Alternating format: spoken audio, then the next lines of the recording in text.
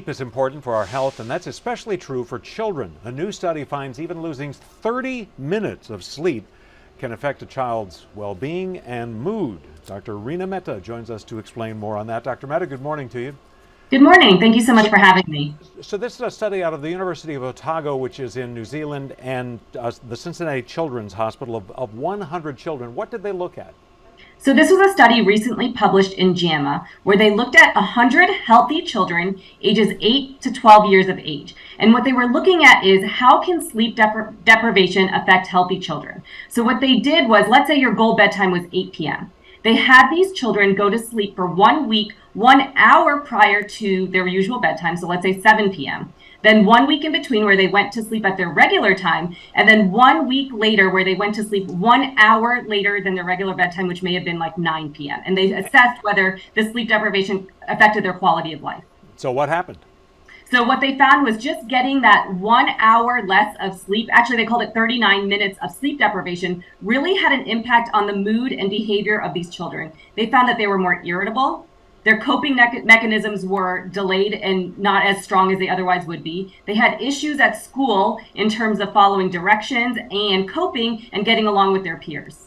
Well, that's the thing. School can be challenging. So let's face it. So, if you're sleep deprived, that's something that parents need to be aware of, I guess. Exactly. Think about it. If you don't sleep well, you're tired, you're irritable, you may be more hungry, and it just doesn't go well for the rest of your day. And so, really having your children sleep well is really a cry out to parents to say, this is a serious issue. Just losing that 1 hour of sleep can really have an impact on your child's behavior. What's interesting here is, as I understand it, they didn't pick children with sleep deprivation. They picked just kids who sleep normally, whatever that means. Exactly. So there's a lot of studies that look at children who have underlying sleep disorders, have a lot of coping issues and behavioral issues. This looked at healthy children who really have normal sleep patterns and found that even with those children, losing that 39 minutes of sleep really impacted their quality of life and their ability to function well. And this looked at the short-term effects. This was not some long-term, which I would think theoretically could be much more drastic, much more Exactly. This was just 1 week of losing an hour of sleep. So imagine just 1 week, what can happen for months to years is it really can be a buildup effect.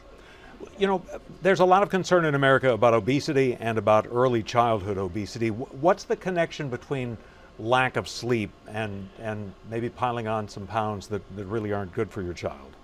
So that's a great question. So previous studies that looked at children who had underlying sleep disorders did find a link to obesity and childhood obesity. The thought behind that was, well, when there's more hours in the day that you're not sleeping, you may eat. And if you're, just frustrated, that you might just start eating a lot of, useless calories. And so there is a link between not sleeping well and actually eating a lot more calories, which then can lead to obesity. In the last 30 seconds, if you could, I think the takeaway here from a parent's point of view is how do I optimize my child's sleep? That's a great question. So let's say goal bedtime is 7:30 p.m. For a week, try making that bedtime 15 minutes less each time. So now let's try 7:15, 7 p.m. Slowly get to your goal bedtime. Try not to have a lot of distractions at bedtime. Stopping screens 30 minutes before, because that blue light can actually really keep a child awake. Having good bedtime routine. So this is the time we go to sleep every day. This is the time we wake up every day, even on the weekends, which can be hard. And trying to limit caffeine. So try not to have those sugary drinks, later in the evening, because that can keep a child from going to sleep at night. I think some adults here in the audience, and maybe me too, could learn some lessons here too. Dr. Reena Mehta, thanks as always. Thank you so much for having me.